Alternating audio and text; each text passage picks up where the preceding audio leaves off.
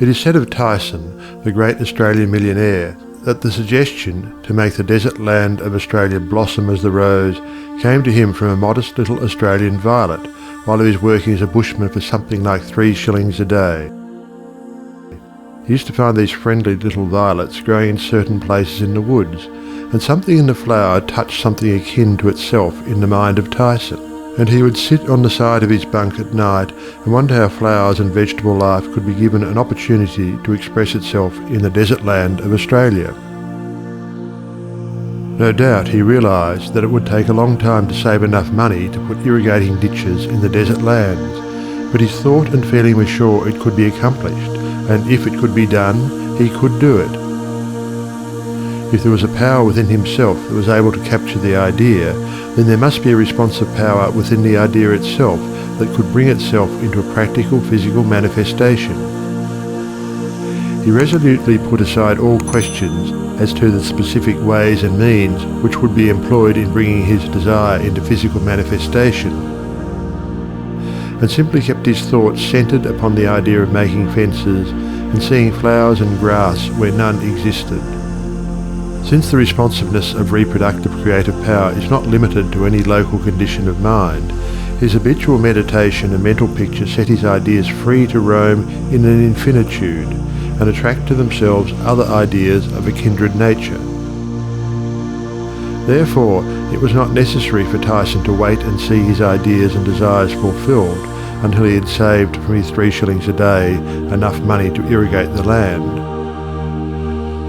For his ideas found other ideas in the financial world which were attuned in sympathy with themselves, and doors of finance were quickly opened. All charitable institutions are maintained upon the principle of the responsiveness of life. If this were not true, no one would care to give, simply because another needed. The law of demand and supply, cause and effect, can never be broken. Ideas attract to themselves kindred ideas. Sometimes they come from a flower, a book, or out of the invisible. You are sitting or walking, intent upon an idea not quite complete as to the ways and means of fulfilment, and behold, along comes another idea, from no one can tell where, and finds friendly lodging with your idea. One idea attracting another, and so on until your desires are physical facts. You may feel the necessity for an improvement in your finances, and wonder how this increase can be brought about, when there seems to suddenly come from within the idea that everything had its birth in thought, even money, and your thoughts turn their course. You simply hold to the statement or affirmation that the best and all there is yours. Since you are able to capture ideas from the infinite through the instrument of your intuition, you let your mind rest upon that thought, knowing full well that this very thought will respond to itself.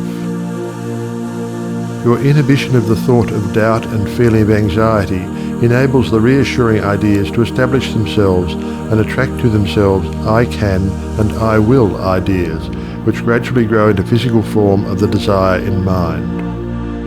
In the conscious use of the universal power to reproduce your desires in physical form, 3 facts should be borne in mind. First, all space is filled with a creative power. Second, this creative power is amenable to suggestion.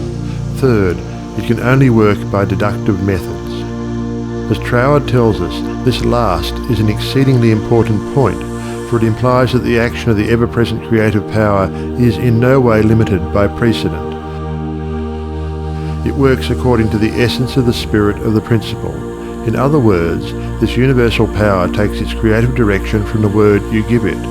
Once man realizes this great truth, it becomes the most important of all his consideration with what character this sensitive reproductive power is invested.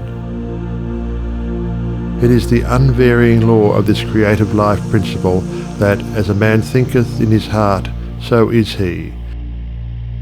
If you realize the truth that the only creative power can be to you only what you feel and think it to be, it is willing and able to meet your demands. Troward says, if you think your thought is powerful, then your thought is powerful. As a man thinketh in his heart, so is he, is the law of life, and the creative power can no more change this law than an ordinary mirror can reflect back to you a different image than the object you hold before it. As you think, so are you does not mean as you tell people you think, or as you would wish the world to believe you think. It means your innermost thoughts, that place where no one but you knows. None can know the Father save the Son, and no one can know the Son but the Father.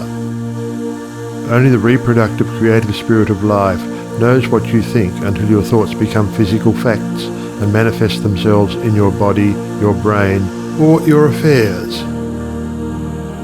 And everyone with whom you come in contact may know, because the Father, the intelligent creative energy which heareth in secret, hears your most secret thoughts, rewards you openly, reproduces your thoughts in physical form.